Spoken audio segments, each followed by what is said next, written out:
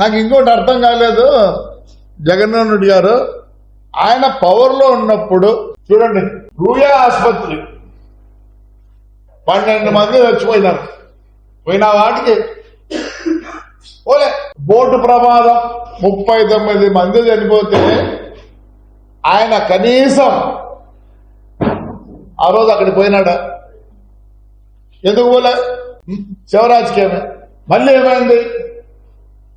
ఈ ప్రాజెక్ట్ ఎందుకు పోయే ఘటనలో 33 మంది పోయినారు. ఎందుకు పోయినారు? అది తప్పిదం వైఎస్ఆర్ పార్టీదే.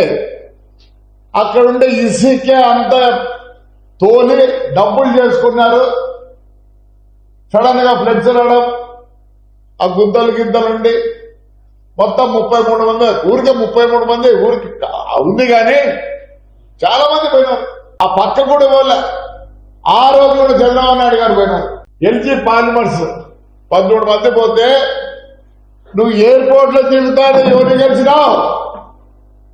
ఎల్జీ వాళ్ళని కలిసినావు. ఎందుకు? ముందు వాళ్ళతో కాంప్రమైజ్ అయి నీకు కావాల్సింది తీసుకొని మళ్ళీ పోయి కలిసినావు. ఇప్పుడు ఇదంతా రాజకీయం చేయాలి. ఎందుకంటే ఫేడౌట్ అయినారు, ఫేడౌట్ అయిపోయినారు వీళ్ళు. దాన్ని ఏదో మళ్ళీ రీగైన్ చేసుకునే దానికి అంత సేవ రాజకీయమే.